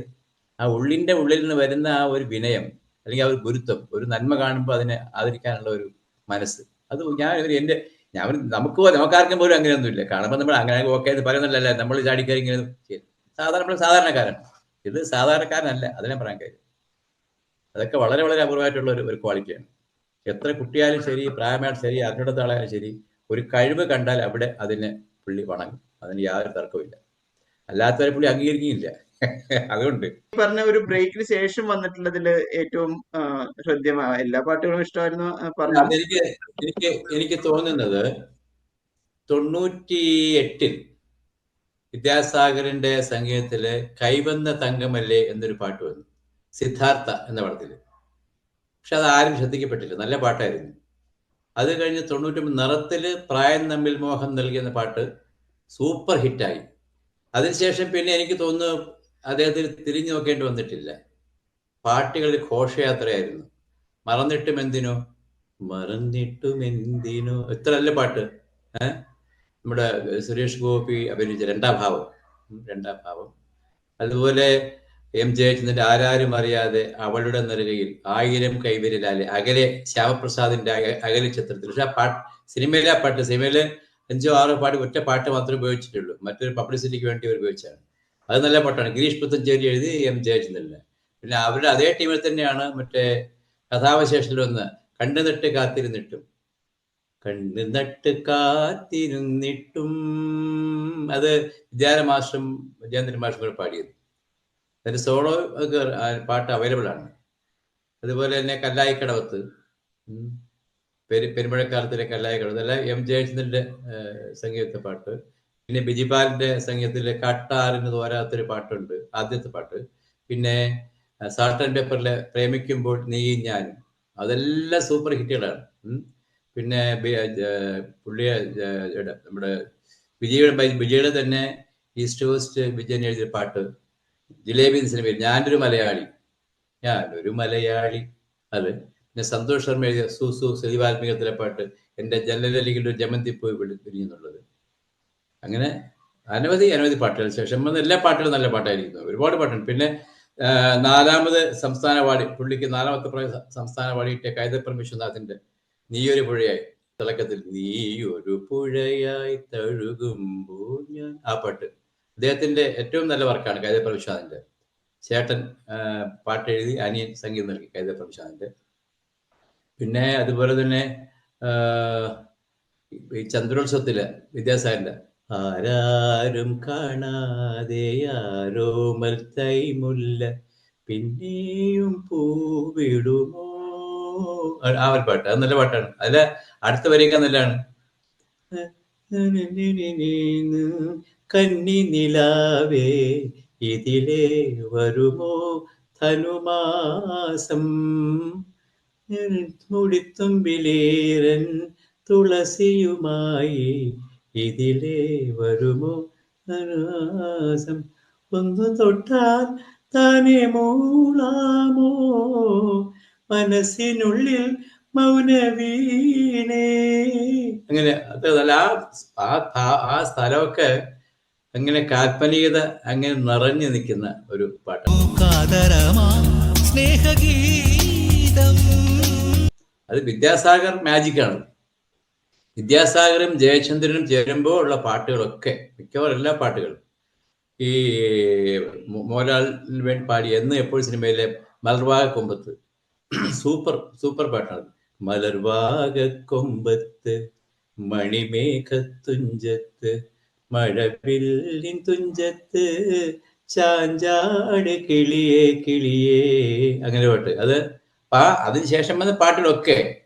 പിന്നെ നിലാക്കുടമേ, ചിറകൊടിഞ്ഞ കിനാവുകൾ, ദീപക് ദേവ്, നിലാക്കുടമേ നിലാക്കുടമേ നിശീതിനിയായി പിന്നോരമ്പ, ആ പാട്ട്.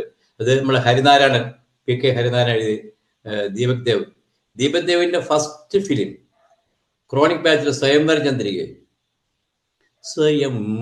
ചന്ദ്രികെ, ആ പാട്ട്.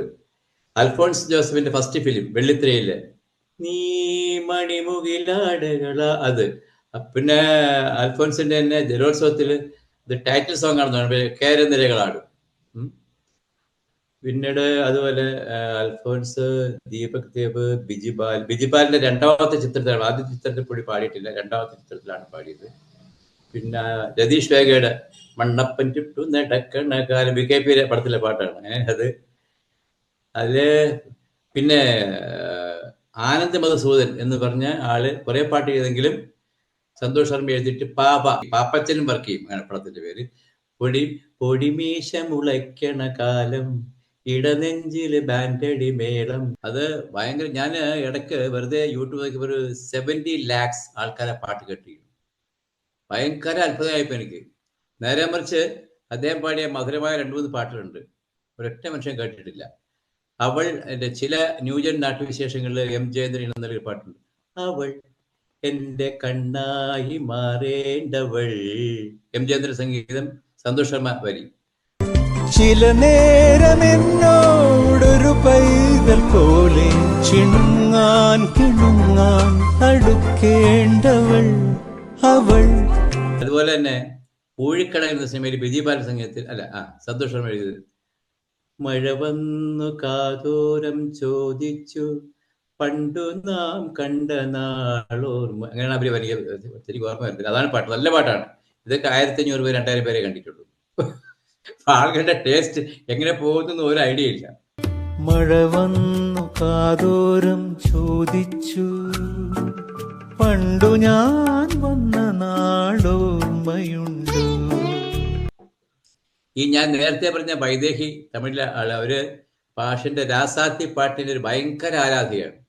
അവര് എല്ലാ ദിവസവും അതിന്റെ കൗണ്ട് എത്ര, ഓരോ ദിവസം 15,000 വെച്ചാണ് കൂടുന്നത്. ഇപ്പൊ 8.25 കോടി ആൾക്കാർ കണ്ടു യൂട്യൂബിൽ. എവരിഡേ അയ്യാ എന്റെ 15,000, അടുത്ത ഇന്റെ 10,000, ഇത്രയും ആളുകൾ വീണ്ടും വീണ്ടും കണ്ടുകൊണ്ടേയിരിക്കുന്നു രാസാത്തി എന്നുള്ള പാട്ട്.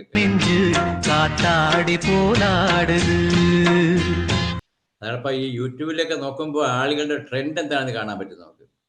അപ്പോൾ വളരെ നല്ല പാട്ടുകൾ ഒരിക്കലും ആളുകൾ അങ്ങനെ അക്സെപ്റ്റ് ചെയ്ത് കണ്ടിട്ടില്ല. ചിലപ്പോൾ ഒരു പക്ഷേ അതിന്റെ മാർക്കറ്റിങ്ങിന്റെ പ്രശ്നം കൊണ്ടാവാം.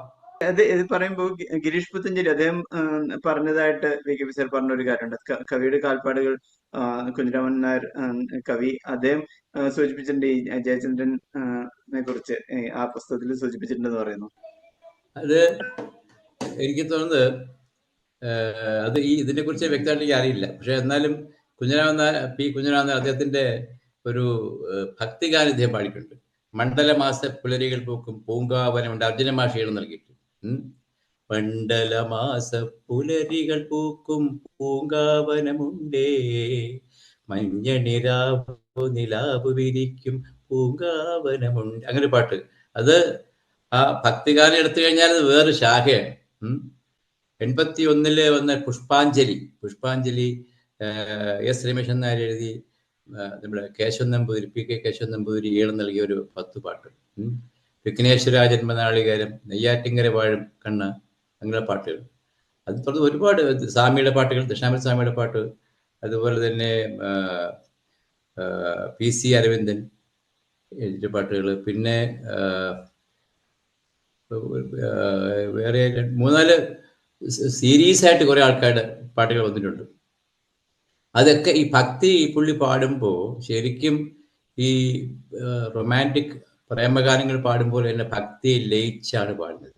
അപ്പൊ എപ്പോഴും പറയും, എനിക്ക് ഗുരുവായൂരപ്പന്റെ പാദങ്ങളിൽ ചേരണം, കഴിയുന്ന പെട്ടെന്ന് എനിക്ക് ഗുരുവായൂരപ്പന്റെ പാദങ്ങളിൽ എത്തിച്ചേരണം, എനിക്ക് അതാണ് ആഗ്രഹം എന്ന് എപ്പോഴും പറയും പുള്ളി. അപ്പൊ ഈ ഗുരുവായൂരപ്പന്റെ കാര്യം പറയുമ്പോൾ എൻ്റെ എല്ലാം ഗുരുവായൂരപ്പനാണ്. ഞാൻ പാടുന്നത് ഗുരുവായൂരപ്പനാണ് വന്ന് പാടുന്നത്, ഞാനല്ല പാടുന്നത്. ആ പാടുന്ന സമയത്ത് ഗുരുവായൂരപ്പൻ എൻ്റെ തൊണ്ടയിൽ വരികയാണ് ചെയ്യുന്നത്, അല്ല ഞാനല്ല പാടുന്നത്. ഇതെല്ലാം ഈ ഭാവം എല്ലാം തരുന്നത് അദ്ദേഹമാണ്, അദ്ദേഹത്തിന്റെ സാന്നിധ്യമാണ് അവിടെ എന്ന് പറയും എപ്പോഴും. അപ്പോൾ ഈ അടുത്ത കാലത്ത് ഒരു 2 വർഷം മുമ്പ് കല്ലറ ഗോപൻ സംഗീതത്തിൽ ഒരു പാട്ട്, നീ എന്ന ഗാനത്തെ പാടുവാനുള്ളൊരു പാഴ്മുളം തണ്ടല്ലയോ, ഞാൻ വളരെ വളരെ അങ്ങ് ആർദ്രമായിട്ട് പാടുകയാണ്. നീ എന്ന ഗാനത്തെ പാടുവാനുള്ളൊരു പാഴ്മുളം തണ്ടല്ലയോ ഞാൻ, നീ എന്ന നാമത്തെ മന്ത്രണം ചെയ്യുന്ന ഒരു ആലിലെ തുണ്ടല്ലയോ ഞാൻ, ഇങ്ങനെ വരും. അത് ഹരിനാരായണന്റെ വരെയാണ്. ഹരിനാരായണനാണ് അതിന്റെ ഓർമ്മ, ബി കെ ഹരിനാരായണനാണ് എഴുതിയിരിക്കുന്നത്. ഹരിനാരായണൻ വളരെ വേണ്ടപ്പെട്ട ഒരു സുഹൃത്താണ്. ഹരിനാരായണ തന്നെ സന്തോഷ് ടെമ്മയൊക്കെ വളരെ അടുത്തറിയാം. വെച്ചാല് ജയേന്ദ്ര മാഷുമായിട്ട് അടുപ്പമുള്ളത് കൊണ്ട് ഇവരെല്ലാം എനിക്കും വളരെ അടുത്ത, ഞാനും അവരുടെ എല്ലാം അടുത്ത ആളായി. അതാണ് കാര്യം. ഈ ഭക്തിഗാനങ്ങൾ പറയുമ്പോൾ എനിക്കാണ് ആദ്യത്തെ ഭക്തിഗാനം, റെക്കോർഡ് ചെയ്യപ്പെട്ട ആദ്യത്തെ ഭക്തിഗാനം 1966 ജയവിജ എഴുതി സംഗീതം നൽകിയ ശ്രീ ശബരീശ ദീനദയാള മേമല വാഴും ശ്രീകണ്ഠ ശരണം ശരണം നിൻ പദകമലം പുലിവാഹനനാം അയ്യപ്പ. ഈ പാട്ട് 1967 കൊല്ലം ഫാത്തിമ കോളേജിലെ ആദ്യത്തെ ഗാനമേള. ആ ഗാനമേളയ്ക്ക് ആദ്യം ഈ പാട്ടാണ് പാടിയത്.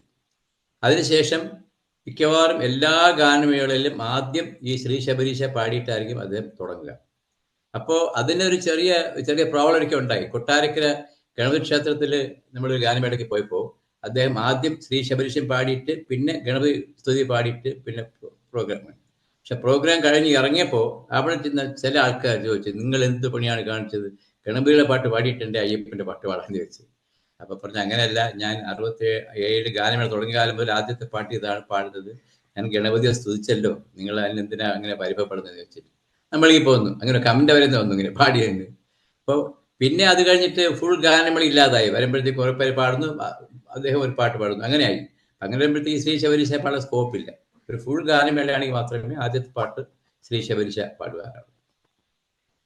അപ്പൊ ഭക്തിഗാനങ്ങൾ, അതുപോലെ ലളിതഗാനം, ഒന്നിനെ ശ്രുതാഴ്ത്തി, സ്മൃതൻ ചിറകിലേറി, നീലക്കായലിൽ, എന്നിട്ടും ഒരാൾ വന്നില്ലല്ലോ, ഇങ്ങനെയുള്ള ഒരുപാട് മധുരമായ ഗാനങ്ങൾ ലളിതഗാന ശാഖയ്ക്ക് നമുക്ക് തന്നിട്ടുണ്ട്. ഒന്നിനെ ശ്രുതാഴ്ത്തി വളരെ വളരെ പോപ്പുലറായി. വളരെ പോപ്പുലറായി മാത്രമല്ല, ഇത് പല ആളുകൾ പറഞ്ഞ കഥയാണ്, എന്നാലും ഒരു കംപ്ലീഷന് വേണ്ടി അത് പറയാം. നമ്മുടെ ഒരു അഡ്വക്കേറ്റ് സജി പത്തനംതിട്ടയുള്ള ആൾ, അദ്ദേഹം ഇങ്ങനെ രോഗം ബാധിച്ച് ഇങ്ങനെ മരിക്കാറെ കിടക്കുമ്പോൾ അദ്ദേഹം 3 കാര്യങ്ങൾ നവയുഗം മാഗസിനിലാണ് ഇത് എഴുതി വന്നത്. കാര്യങ്ങൾ ആവശ്യപ്പെട്ടു. എൻ്റെ എന്താണ് ശവശരീരം നിങ്ങൾ മണ്ണിൽ കത്തിച്ചെളി മണ്ണിൽ ചെയ്യണം, ദഹിപ്പിക്കരുത്, കാരണം മണ്ണോട് ചേരണം. 2 ഒരു എന്താണ് മതപരമായ ചടങ്ങ് അങ്ങനത്തെ ആണ്. പിന്നെ 3-മത്തേത് എൻ്റെ ബോഡി എടുത്തുകൊണ്ട് പോകുന്നവരെ ഒരു പാട്ട് വളരെ താഴ്ന്ന സ്വരത്തിൽ കേൾപ്പിച്ചുകൊണ്ടിരിക്കുന്നത്, ഒന്നിനെ ശ്രുതാഴ്ത്തി, ആ പാട്ട്. അങ്ങനെ ആ പാട്ടിന് അങ്ങനെ ഒരു വലിയൊരു ചരിത്രം കൂടി ഉണ്ട്, ഒരു സംഭവം നടന്നിട്ടുണ്ട്. പിന്നെ ധാരാളം ലളിതഗാനല്ലാതെ പാടിയിട്ടുണ്ട്.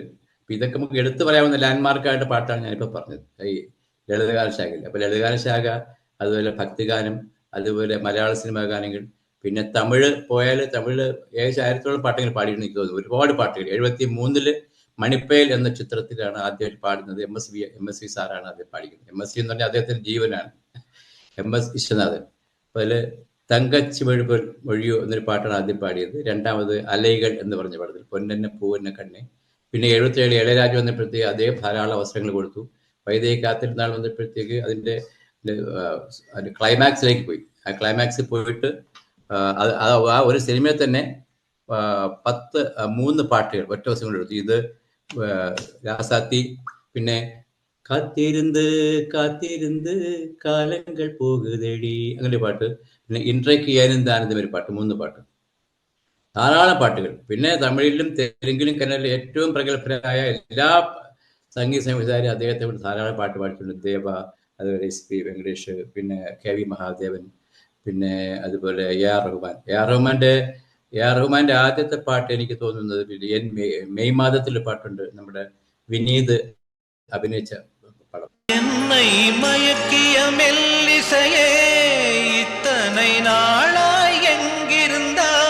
അപ്പോ AR റഹ്മാന് വേണ്ടി എനിക്ക് തോന്നുന്നു അവസാനമായി പാടിയ പാട്ട് കന്നത്തിൽ മുത്തമിട്ടാൾ എന്ന ചിത്രത്തില് ഒരു ദൈവം തന്ന പൂവേ, വളരെ വളരെ നല്ല പാട്ടാണ്.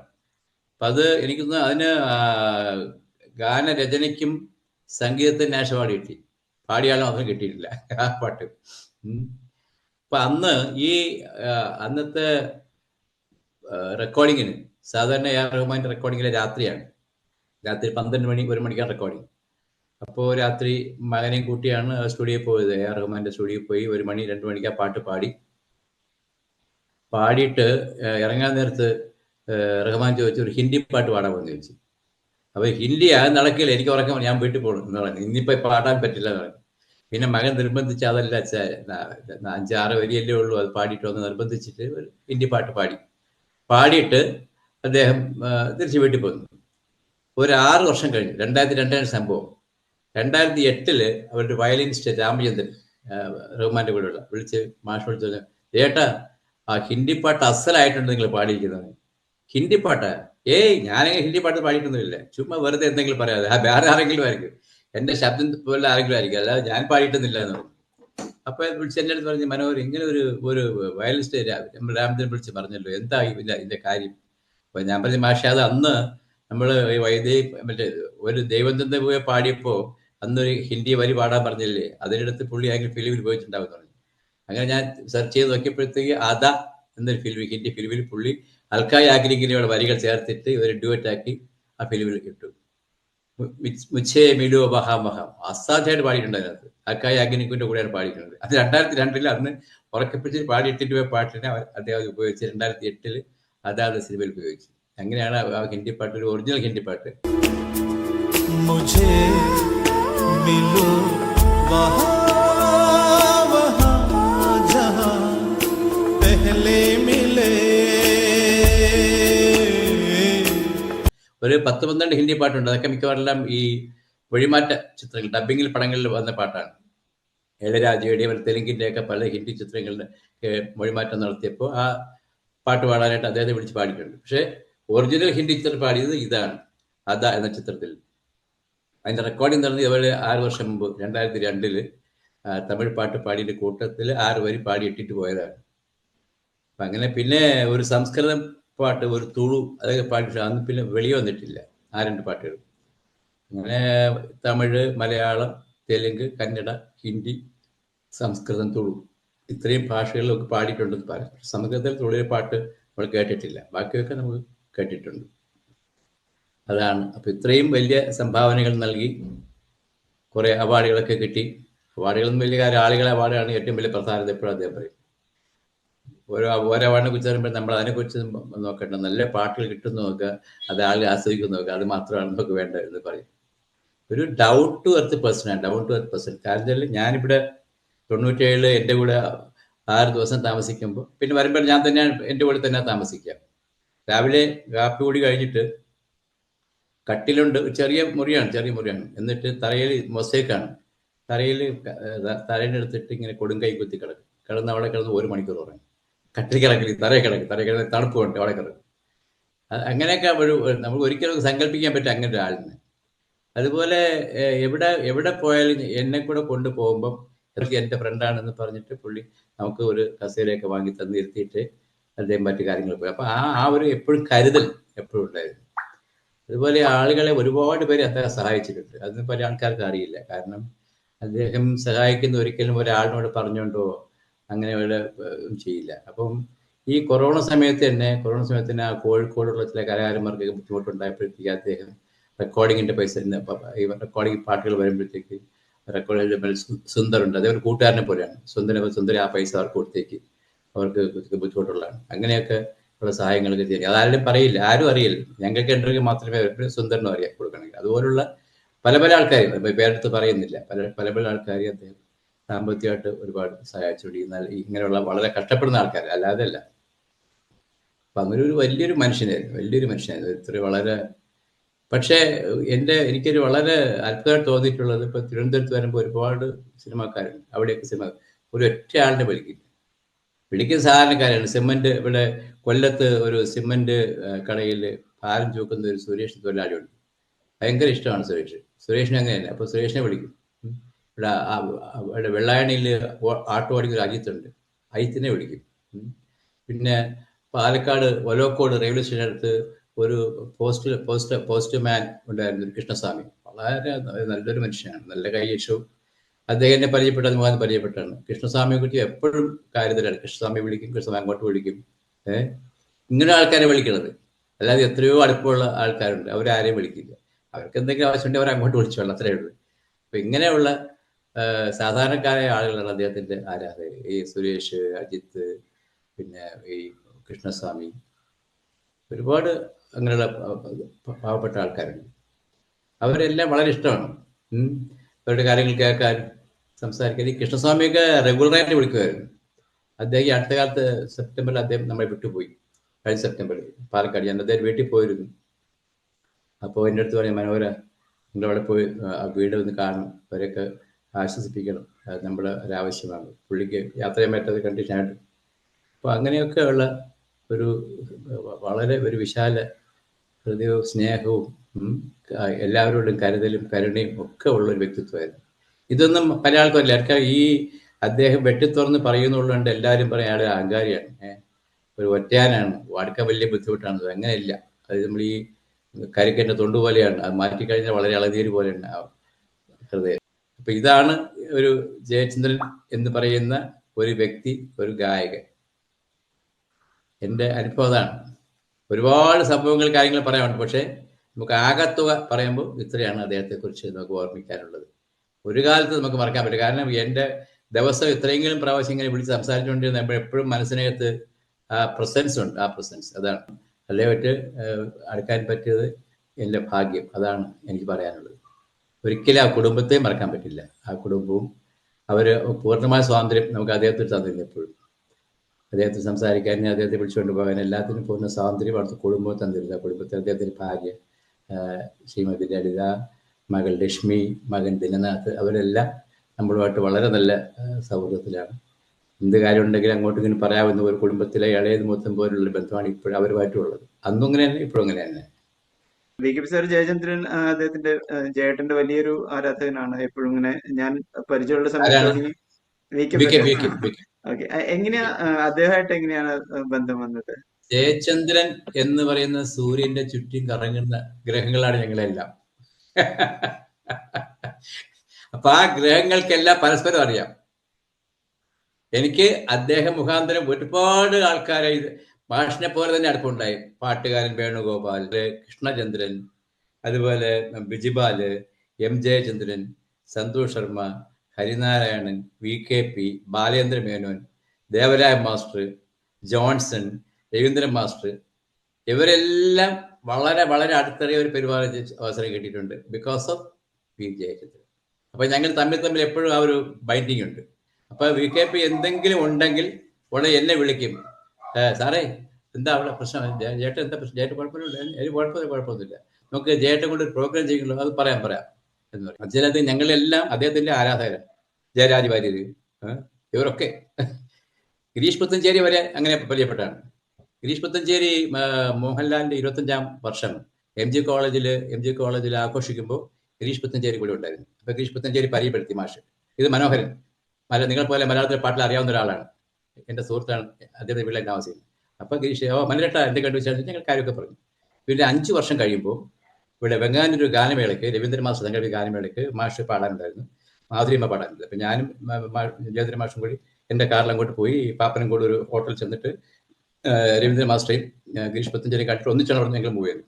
അപ്പൊ പുത്തഞ്ചേരി കണ്ടോണ്ട് വിളിച്ചു, മനോരേട്ട എന്തുണ്ട് വിശേഷം, 5 വർഷം കഴിഞ്ഞിട്ട്. ഞങ്ങൾ ഇടയ്ക്ക് വിളിച്ചിട്ടേ ഇല്ല. അപ്പൊ ആ പുത്തഞ്ചേരിയുടെ ഓർമ്മ വളരെ ഷാർപ്പാണ്. എല്ലാ മലയാള പാട്ടുകളെയും വരി കാണാൻ പാടുന്നത് പുത്തഞ്ചേരിയും പരിചയപ്പെടാൻ അടുക്കാൻ അവസരം കിട്ടിയത് രവീന്ദ്രൻ മാസ്റ്റർ വഴിയാണ്. രവീന്ദ്രൻ മാസ്റ്റർ അങ്ങനെയല്ല. രവീന്ദ്രൻ മാസ്റ്റർ ഇവിടെ ട്രിവാൻഡ്രത്ത് കോസ്മേള പുറകെ താമസിക്കുമ്പോൾ ഞാനും ജയന്ദ്രൻ മാസ്റ്ററുടെ വീട്ടിൽ പോയി വർത്തമാനം പറയാൻ തിരിച്ചു. അപ്പൊ അങ്ങനെയൊക്കെ ഇവരെല്ലാവരുമായുള്ള അപ്പൊ ഒരു കോമൺ ഫാക്റ്റാണ് നമ്മള്. ശ്രീകുമാരൻ തമ്പി സാർ ഒരിക്കൽ അവിടെ ഏഷ്യാനെറ്റ് ഒരു പ്രോഗ്രാമിന് തമ്പി സാറും ജയന്ദ്രൻ മാഷും കൂടി വന്നു. വിടായ് ബംഗ്ലാൻ പ്രോഗ്രാം, ഡയാന എന്ന് പറഞ്ഞ ഒരാളാണ് അതിന്റെ പ്രൊഡ്യൂസർ.